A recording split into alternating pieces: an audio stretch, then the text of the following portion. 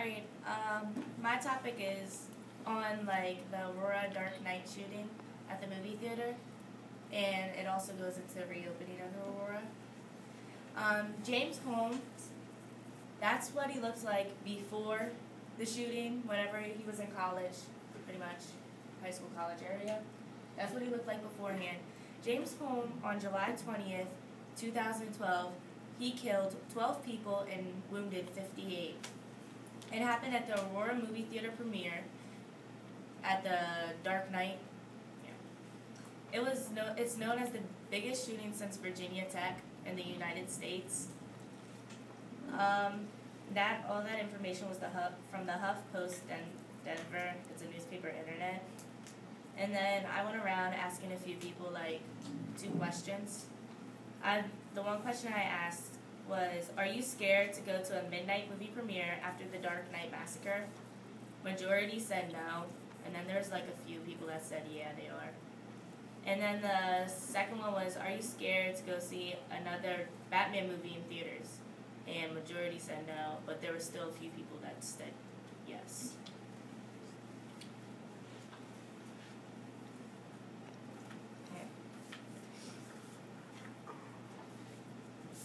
Whenever James Holmes went into the theater, he wore multiple things to keep himself protected from all of the guns and stuff, gas stuff he used. Some of the things were a tactical helmet, a vest, leggings, grain protectors, and that's some of the stuff he wore. And some of the stuff he used was a AR-15, assault rifle, Remington shotgun, and 240 caliber Glock handguns. One handgun he used, and the other one was in his car. Some questions that were asked that were also on Twitter and stuff were: 1, how can he be allowed to purchase the gun he used in Colorado? And how does an unemployed graduate student afford to buy them? Now, may I remind you, each one of these things, like just by the AR-15 assault rifle, cost over, at the minimum, $1,000. At the minimum. In some places, they're higher. For the 240 caliber Glock handguns, it cost $1,000. That's including the Remington shotgun. For the vest that he used, it cost $800. And for the grain protectors, it cost $1,000. That's not including everything he used, like from the tactical helmet and stuff. Also, that he used, it cost more money than that. Another question that was asked was, yeah, how does he afford to buy them? Okay. So, now, James Holmes,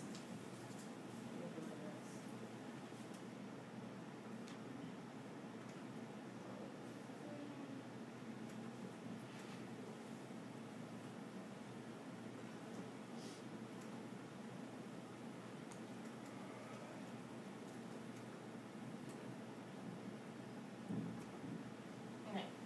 This is what James Holmes looked like whenever he went to his first trial. Dyed his hair orange and red, and it reminds you of the Joker from Batman. Now, James Holmes was facing 142 counts, 24 for first-degree murder at that time. Now, 10 more counts were added, which is a total of 152. Some of the counts that were in there to make 152 were murder, attempted murder, weapon violations, and there's also multiple others, but it's kind of too long to list. On CNN.com, the notebook that he wrote, that he claims that he wrote and claims that he's psychotic, was to the University of Colorado's psychiatrist Lynn Fenton. They want to bring it up in court. Some people want to bring it up in court, then others don't. The prosecutors won't see it. They decided not to see it, but will allow the defense attorneys to access it.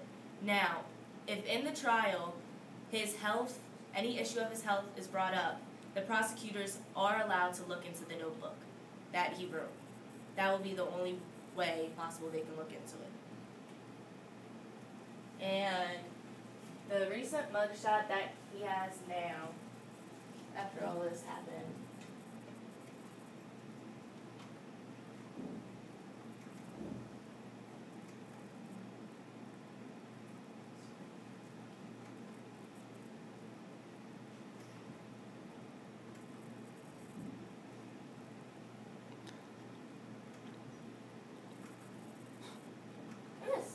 that's what he looks like today.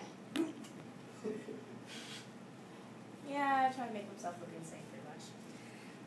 Okay, so after all this happens, still the town of Aurora, Colorado is still in shock from it today, even though it happened on July 20th.